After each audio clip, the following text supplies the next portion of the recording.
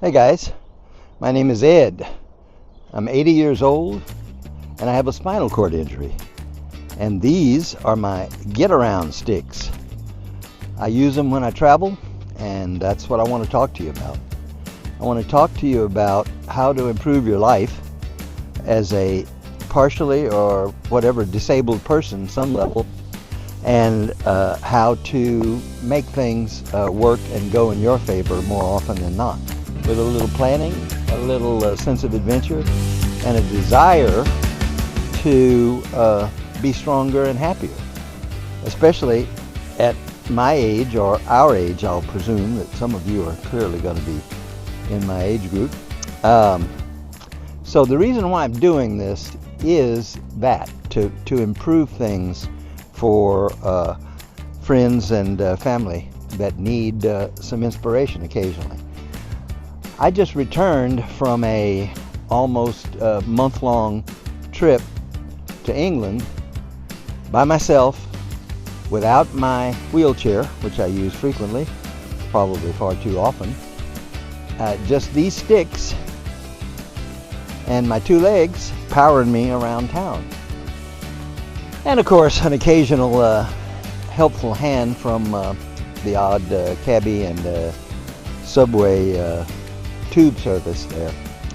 So it's been over 10 years since I got my injury, which was a mysterious bacterial infection that chewed up my vertebra, and as a consequence I don't have several vertebra, or at least whole vertebra. And I'll show you some photos in a minute of kind of what my spinal column looked like and how I have been working on recovering from it. The recovery is, of course, the key, and the masters of recovery are the occupational and physical therapists, the OTs and the PTs, that I have seen routinely 2 or 3 times a week for over 10 years. And those people cared enough about me and their other patients to make us stronger and give us a desire to improve those muscles and joints and whatever that we have that have been damaged. And all that therapy has led to a great recovery from my view. And I realized one of the things that I learned from the therapist is, and something I think we should do as a disabled group, is try to live not within the limitations of our lives, but in the successes. And those successes, they're small, they come slowly, too slowly for my liking sometimes, but they do come, and they come with therapy, care, and determination. And it's hard to stay, determined all the time, right? And I think travel and change can help you achieve your long-term goals. So hence, that's why I went to Europe. That's why I'll go, again, and I'll go to a pool, or I'll go to the beach, or I'll go across.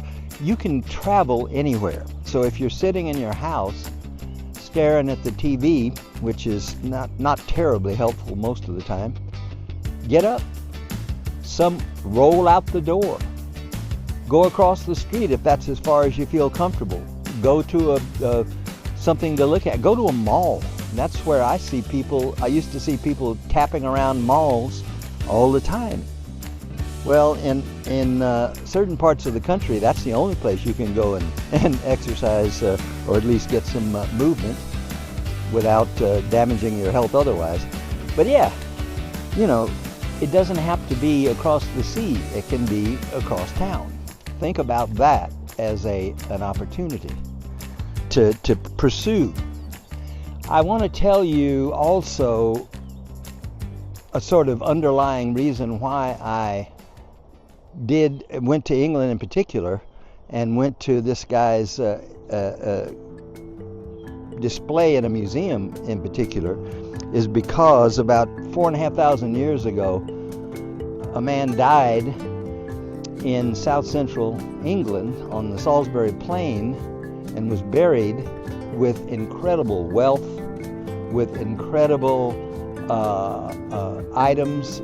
You know, the first gold, the oldest gold ever found in England, tiny little hair fixings to hold his ponytail or his braids in place, copper knives, 5 beakers as they were called, which are basically clay pots, but they are very, very valuable. Everything in his grave, including a dozen or more arrowheads, was put there by people who respected him, loved him, knew his strength, knew his contribution to the community, and wanted to show that they respected and loved him.